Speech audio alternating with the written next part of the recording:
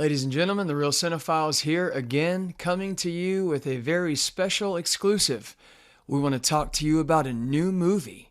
It's called Appendix. It's the story of a man who was a part of a podcast with his friend, and they were planning these very incredible, just intriguing conversations and an upcoming episode, and he couldn't be a part of it because his appendix was under attack. Yes, by his immune system. Because of an autoimmune disease that he had. It was war on the inside of his body, and it was waged. Yes, and it was a big battle and fight. But the man would prevail to come on and do not the episode, but an underwhelming video in lieu of the episode until the full episode, another one could come later on down the line. A video much like this one. Yeah, doesn't that sound like an exciting movie idea that you could throw on the floor and smash with all the other horrible ideas for movies? Exactly, because it's not a movie idea. It's just something that I came up with in the moment. Yeah, right here and now. It's really true, though, because I've had appendix issues, appendicitis as they call it, and that's why we couldn't do the full episode, but I felt well enough to do this stupid video for you. Hopefully you'll find it entertaining. No, but seriously though, I am here on behalf of myself and Mike to just kind of give you a little quick video update on things, a catch-up, an RCF catch-up if you will. Just kind of want to let you know what's going on.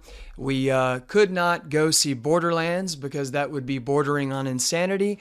When it's 0% on Rotten Tomatoes and the great majority find it deplorable and a horrible idea, they're probably right. So we spared you and ourselves that disaster, and we did not go see that movie.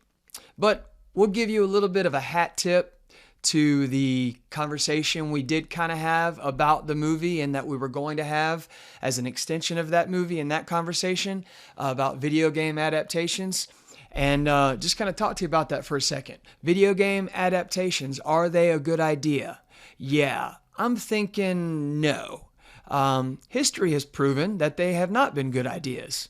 Now, early on, when it was 16 bits or less, video game graphics, and people had favorites, great, popular video games, people wanted to see those fleshed out in full story form on screen. And that concept was neat, and it was intriguing, it was exciting. And so therefore we came out with movies like Super Mario Brothers, the first one, and Double Dragon, and Street Fighter. And they were exciting, but they were also terrible movies. They were horrible movies. But the thing is, nowadays, with, the advent of cutting edge, high definition graphics on next gen systems, they kind of have, movie quality within the games with the cinematics that they have and even the gameplay.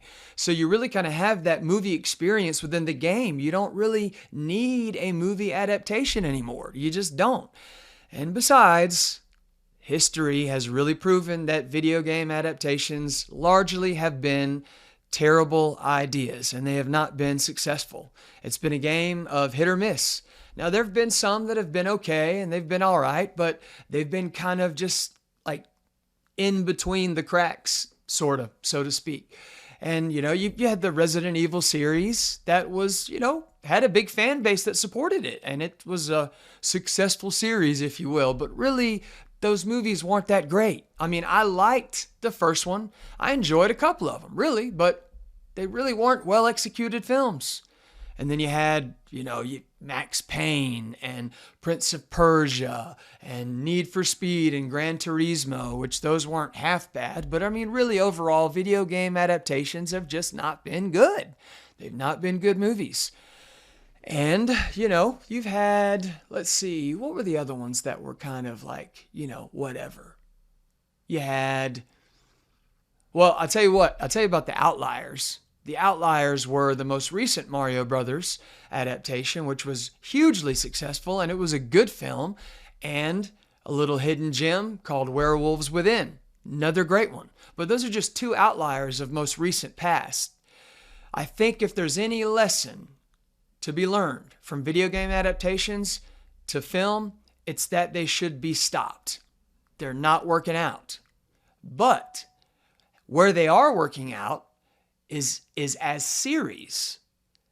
If The Last of Us and the Fallout series if they've proven anything, it's that the best way to adapt a video game is in series form. Those were excellent. I know there's a lot of anticipation around the upcoming 2025 release of Last of Us Season 2, and then we already know that Fallout was renewed. So maybe all of that time and energy should be invested in adapting video games to series, if at all. I don't know if they can recreate the magic that they did in Fallout and Last of Us, and hopefully that will continue, that excellence will continue with the other installments of those series. But I don't know. It's kind of whatever. You know what I mean?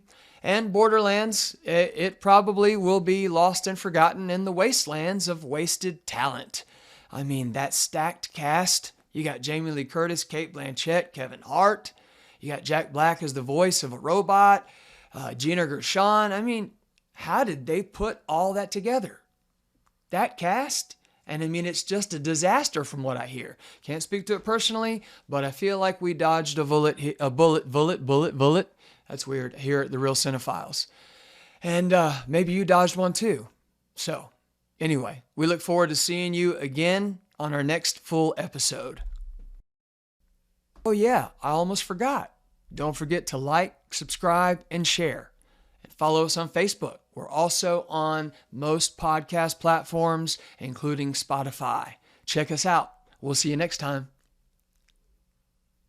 Oh yeah, I want my $2. Yeah.